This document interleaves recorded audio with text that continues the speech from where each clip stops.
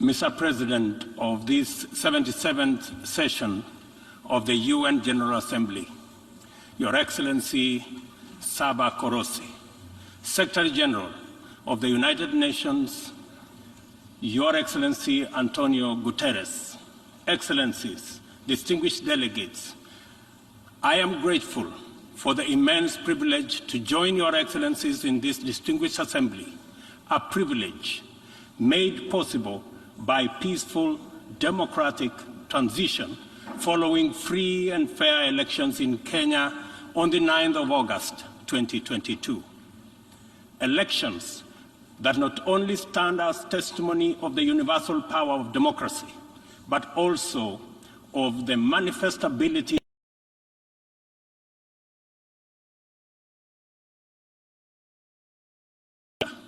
robust institutions, effective constitutions, and the impartial administration of the rule of law guarantees the achievement of shared aspirations. This 77th session of the UN General Assembly comes at a unique moment when the entire world is struggling with multiple grave challenges that include regional conflicts, the COVID-19 pandemic, the triple planetary crisis, food insecurity, and the rising cost of living. I take this opportunity to congratulate you, Mr. President, on your election to preside over this session and to express my confidence that your wealth of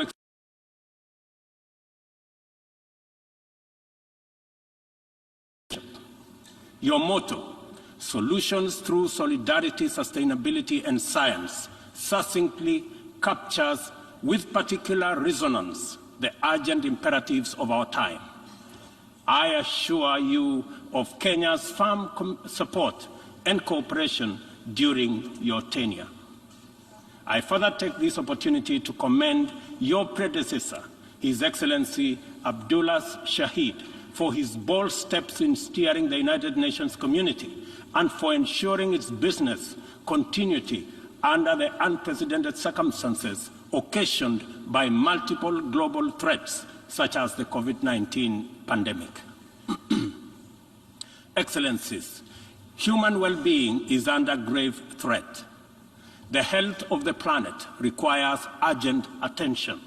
The immense pressure exerted by conventional threats such as climate change, the global food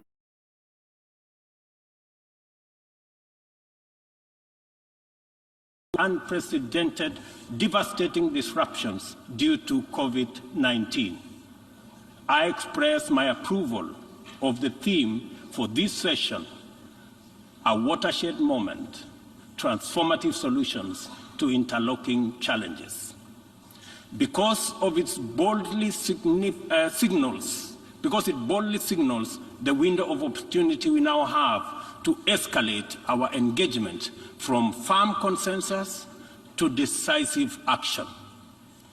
In many respects, the COVID-19 pandemic stripped us of many illusions and exposed stark justice and solidarity deficits in the face of existential crisis. It brought into sharp focus the global economy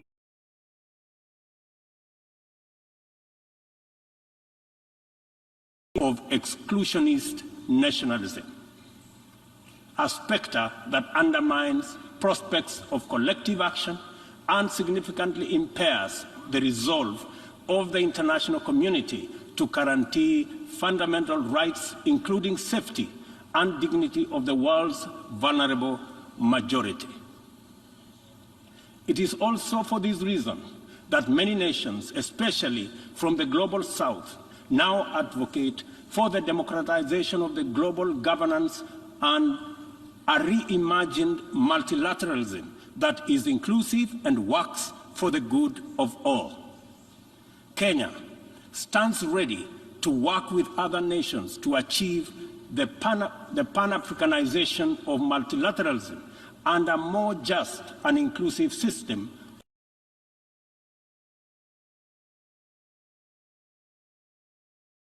we do our best to get our people, enterprises, and industries back on their feet so that the engine of development can power our societies towards prosperity that actually leaves no one behind. Building back better is the universal rallying call to incorporate lessons learned into doing more in a better way to recover from the shock. I suggest that we have a golden opportunity to faithfully adhere to this motto by augmenting it in word and in deed with an additional B, building back better from the bottom. Building back better from the bottom upwards is essentially about including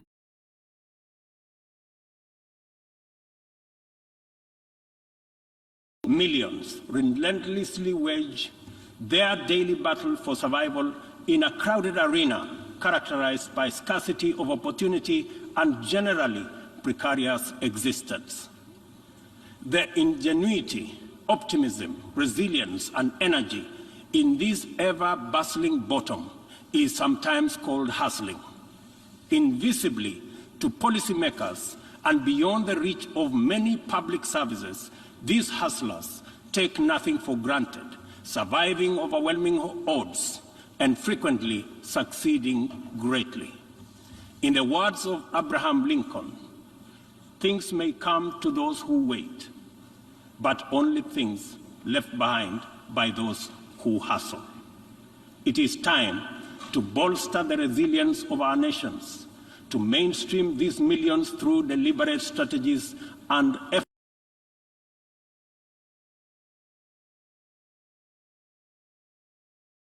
up.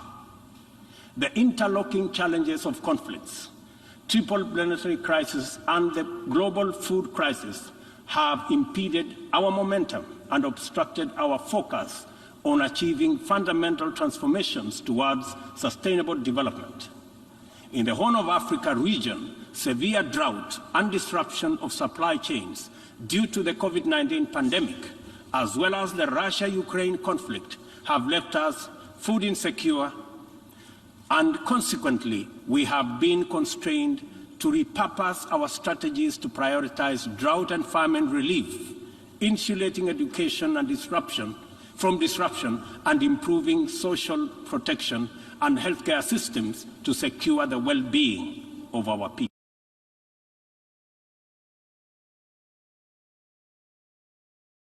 Rivers, canals, and water reservoirs that are drying up on account of drought and heat waves occasioned by climate change. Kenya is no exception. The northern arid and semi-arid rangelands of our country have been gravely impacted by drought, whose severity has not been seen or experienced in 40 years. 3.1 million residents of these atolls are now severely food insecure on account of scarce rainfall over 3 consecutive seasons, leading to poor crop and pasture. This unprecedented confluence of intensely adverse events has exacerbated water scarcity and starvation, worsened by rising food prices, thus complicating Kenya's roadmap towards delivering good quality of life to our citizens and hindering the progress.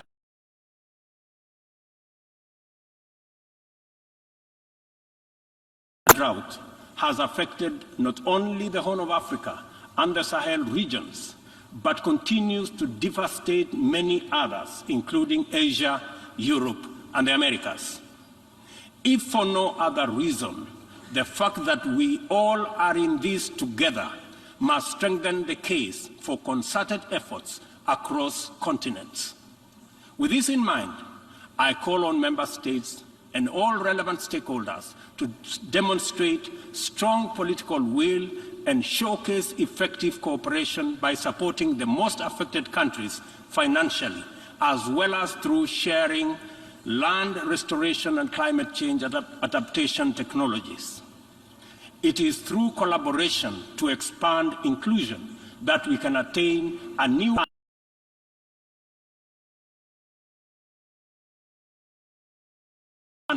on climate change reminds us that we cannot afford to waste another moment debating the merits of doing something vis-à-vis doing nothing. It will soon be too late to reverse the course of events, and then even the best possible interventions will not suffice. As leaders, every day is an opportunity to expedite our efforts to confront the triple planetary crisis. It will be recalled that during the Stockholm Plus 50 meeting, which Kenya had the honor of co-hosting with Sweden, there was consensus from states on the need to act urgently in addressing environmental impacts. Given this agreement, it is deeply concerning that little progress has been made in respect of the needful actions. It is time to collectively contemplate urgent measures needed to implement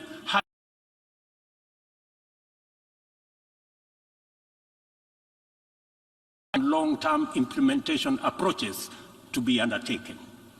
I fully agree with the Secretary General's memorable statement that, and I quote, "We have a rendezvous with a climate disaster," end of quote. I add that we must not be taken by surprise. If indeed forewarned is forearmed, this is our opportunity to mobilize with tremendous urgency and take action at once. Excellencies, the agricultural sector has an important part to play in reducing the severity of climate change. A number of practices have a bearing, positive or negative, on various dimensions of the environment. Investing in modern agricultural technology is therefore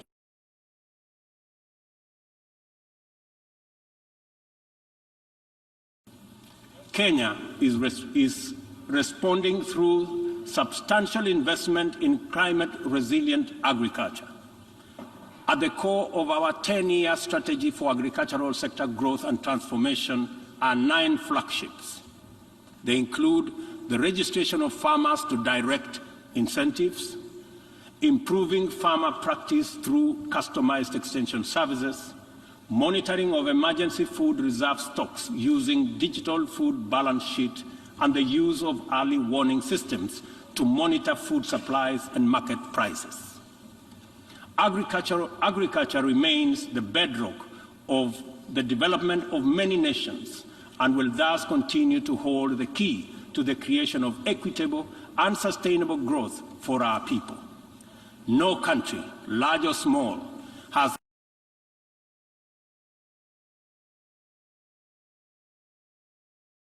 we dedicate ourselves to these targets. We must, in the immediate term, find answers to the severe deficit in the availability, flow, and accessibility of fertilizer to our farmers worldwide.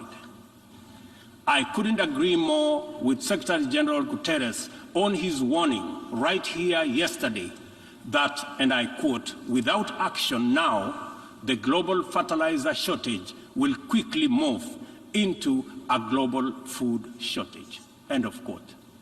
We are encouraged to note that education, health, agriculture, and numerous other public services have become increasingly reliant on digital access.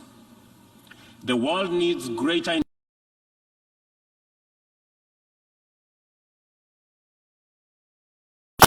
and increased acquisition and deployment of technology. In so doing, we should be driven by the conviction that these measures offer a viable shortcut to poverty reduction and the promotion of inclusive development. I call for stronger global partnerships to enhance ICT infrastructure in developing countries and bridge the yawning digital divide between the global south and the rest of the world. Excellencies, this 77th session of the Assembly follows the commemoration of the 50th anniversary of the United Nations Environmental Programme, UNEP, at 50, as well as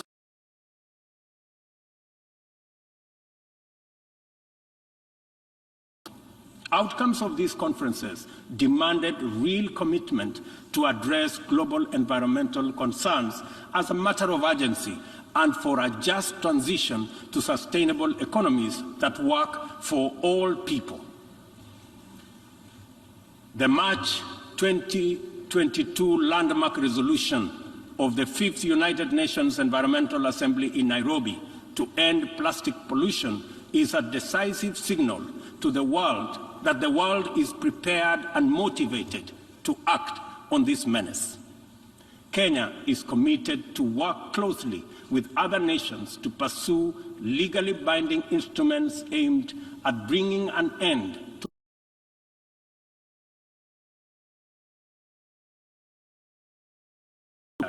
Kenya affirms that these critical United Nations agencies have an indispensable role in the promotion of environmental sustainability globally, as well as developing socially and environmentally sound and sustainable cities. In keeping with its strong commitment to multilateral institutions, Kenya has made available more land for the United Nations office in Nairobi to facilitate the upgrading of its complex. I take this opportunity to call on member states to complement this contribution through enhanced financing to adequate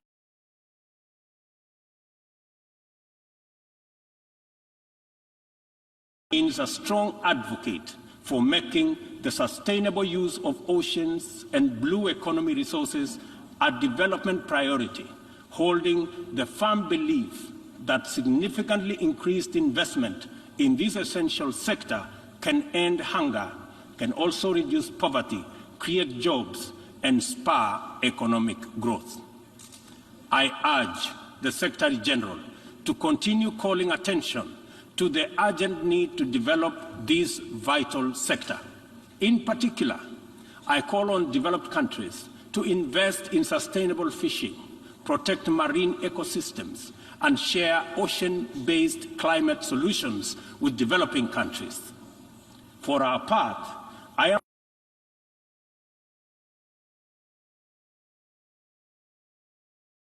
in Nairobi. Kenya is reviewing its national blue economy strategy to strengthen community structures in participatory management of freshwater, coastal and marine resources and ecosystems. The strategy is expected to contribute to our economic development through food and nutrition security, coastal and rural development, and income increases along the aquaculture value chain. It also enhances maritime transport and tourism. We invite development partnerships to invest in Africa towards building capacity to sustainably utilize marine resources. We must rally together to make the best use of Africa.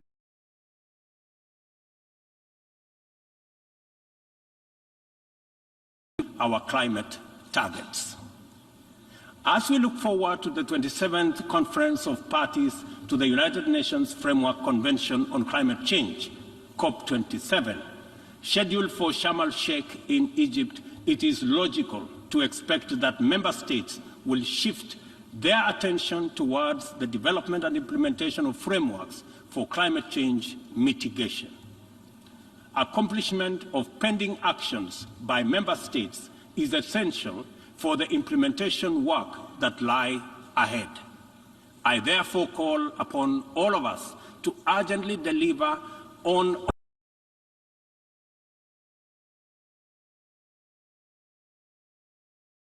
it is critical to emphasize that we are running out of time. Over the past decade, Kenya has sustained its aggressive pursuit for rapid socioeconomic transformation through three principal roadmaps. First is the Kenyan National Vision 2030. Second, the formal long-term blueprint aimed at transforming Kenya into a newly industrialized, upper middle-income country, providing high quality of life to its citizens in a clean and secure environment by 2030. The second has been the Africa Union's Agenda 2063, and the third, the Sustainable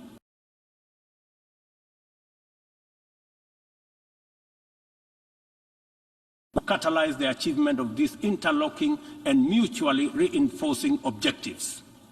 The disruption and ensuing crisis due to COVID-19 pandemic compelled us to diversify our focus into new interventions, including economic stimulus program, a COVID-19 economic recovery strategy, and a COVID-19 socio-economic re-engineering recovery strategy, all aimed at mitigating the adverse impacts of the pandemic. I confirm that we have done the best of everything we could in the circumstances. Nevertheless, it is not enough. Kenya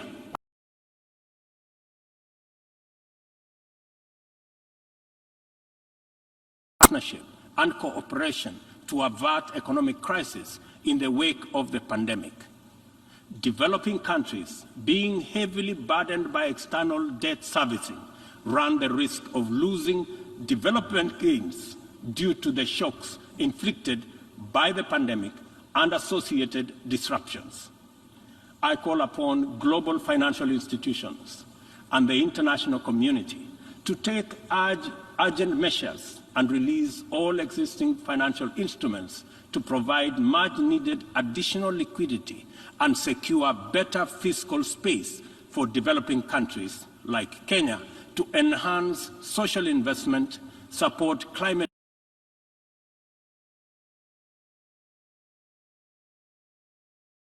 development financing challenges. On behalf of Kenya, therefore, I join other leaders in calling upon the World Bank, the International Monetary Fund, and other multilateral lenders to extend pandemic-related debt relief to the worst-hit countries, especially those affected by the devastating combination of conflict, climate change, and COVID-19. Furthermore, I urge the G20 to extend and expand the scope of the common framework to suspend or reschedule debt repayments by middle-income countries during the pandemic recovery period. At this point, I would like this distinguished assembly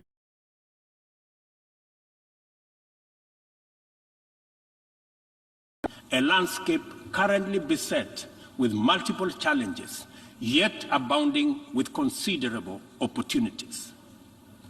Our home region of East and Horn of Africa is in particular burdened by significant conflicts and challenges with implications for the region's development. We stand on the cusp of first opportunity for galvanizing confidence-building measures to generate and sustain momentum towards sustainable peace. In its role as an anchor state in the region, Kenya has sustained our investment in diplomatic efforts to find lasting peace in multiple situations within and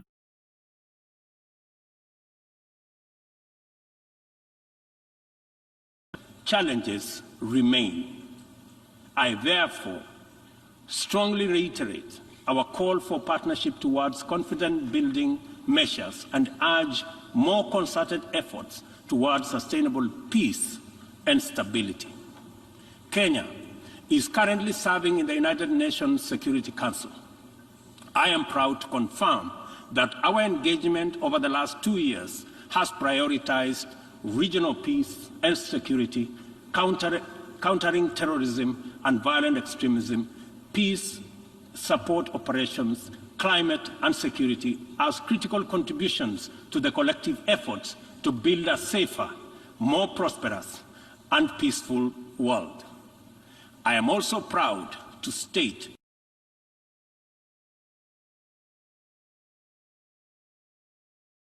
the Security Council as an effective means to achieving international peace and security. Kenya continues to advocate the renewal of the Africa Union security architecture, which draws comparative strength from the highly productive complementarity between the United Nations, the Africa Union, and the regional economic communities. Working closely with the two elected African countries of the A3 in the UN Security Council, we are committed to finding a stronger Africa voice in the Council and achieving a consensus-driven, rules-based multilateral system. It is our manifest intention to see greater Pan-Africanization of the global agenda in order to make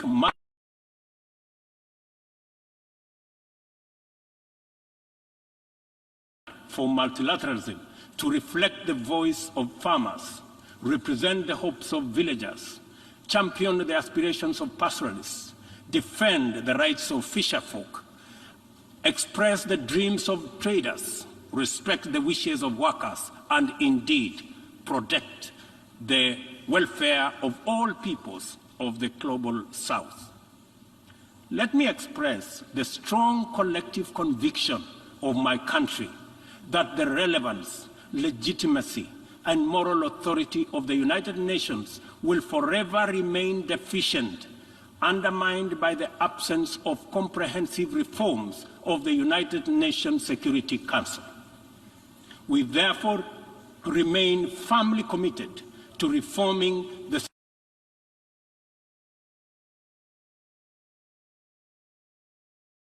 global institution. Given the magnitude and variety of challenges the world continues to confront, a more fit for purpose United Nations is urgently needed, one that possesses the legitimacy and efficacy in dealing with threats to international peace and security. A just and inclusive world order cannot be spearheaded by a United Nations Security Council that persistently and unjustly fails the inclusivity criterion. Similarly, threats to democracy will not be credibly resolved by an undemocratic and representative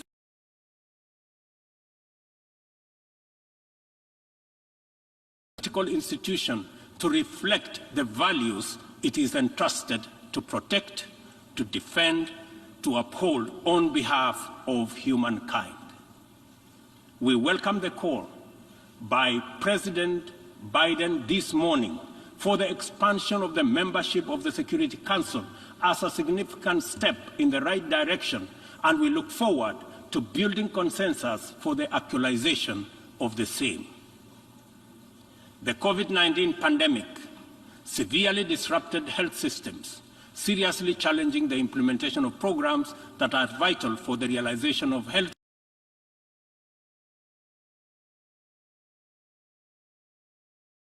and accelerate our progress towards these SDGs targets.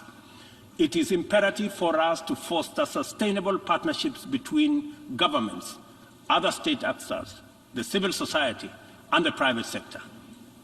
This modality of collective action is particularly vital for building resilient health systems whose importance in enabling us to withstand future pandemics and other health crises can no longer be disputed. For this reason, Kenya will continue to strongly support the development of legally binding World Health Organization international instrument to anchor global solidarity and promote equity. The fact of the matter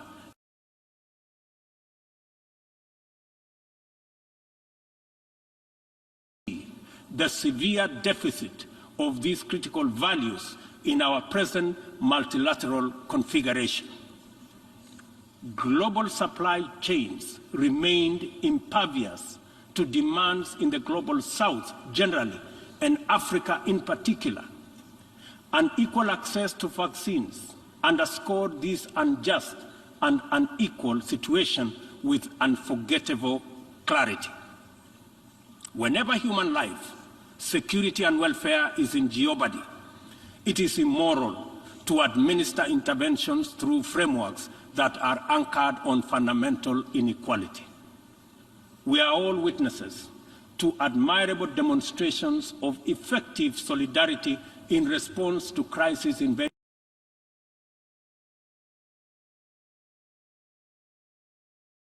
Simultaneous yet resolute global solidarity reinforces the African exception as particularly repugnant. From genocides and civil conflict to famine and pandemics, the African continent is consistently left behind to bear the brunt of weak solidarity and disastrous failure of multilateralism. History indicates the last time Africa was the focal point of strong and effective multilateralism and multilateral consensus was during the Berlin Conference of 1884-1885, and the character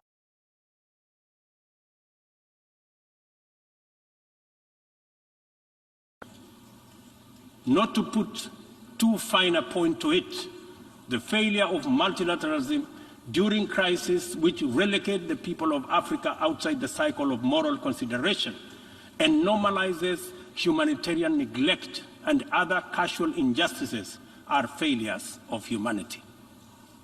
Nothing about Africa, and I say nothing about Africa or its people makes it acceptable for this type of failure to persist in this era. And we have an urgent moral duty to do better, and to right this wrong. For decades, Africa has borne the brunt of three epidemics.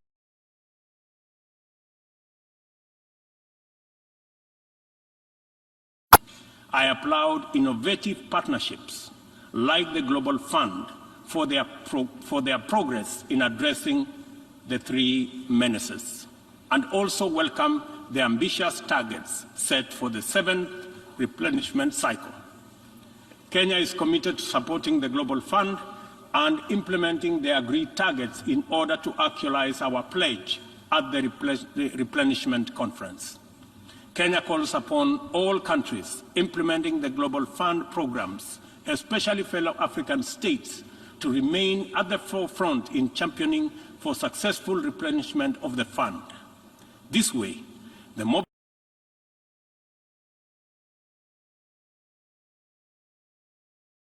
of these dangerous diseases. In conclusion, Kenya joins the Secretary General in calling for the strengthening of multilateralism as the only sustainable path to a peaceful, stable, and prosperous world for all. This is the imperative of our time and the call of this moment.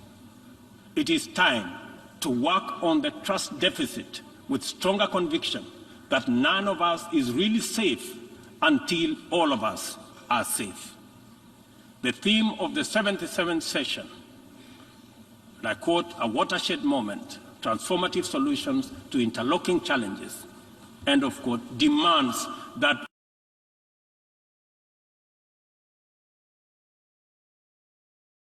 way.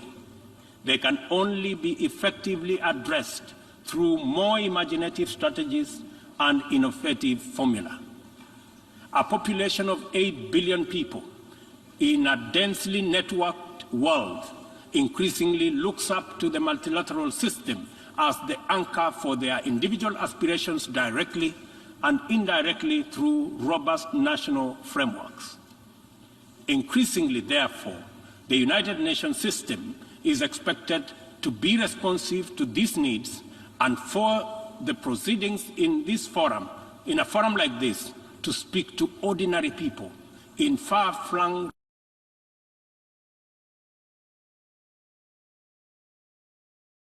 it is impossible to address all their individual needs directly, but it is possible to respond to all of them by speaking with conviction to the universal values of equality, inclusion, justice, solidarity, and collective action, and by making sure that all our interventions effectively reflect them with clarity.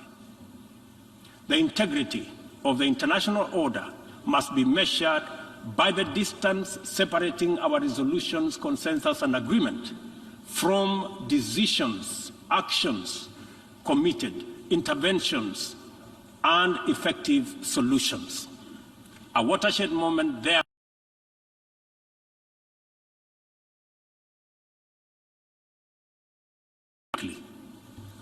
Kenya pursues numerous essential domestic agenda through the multilateral framework. We are heavily invested in the strength, effectiveness, and eventual success of all interventions formulated by the United Nations. It is important that the output of this and other similar fora achieve immediate resonance in the minds and lives of our youth still seeking opportunity to express and actualize themselves, our farmers working to feed nations, our Juakali entrepreneurs striving in pursuit of success in the informal economy, and our professionals who formulate policy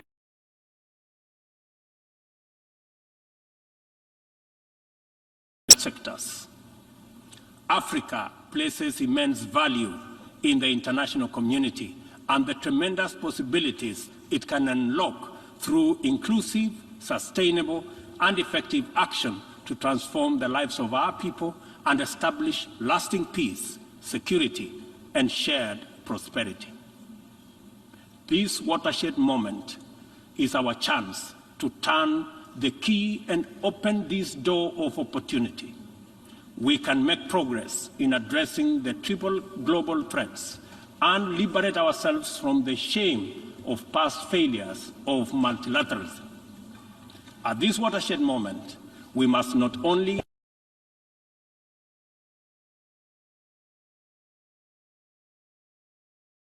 and their children a greener, safer, healthier, and more abundant earth. Let us do it together, inclusively, multilaterally. I thank you.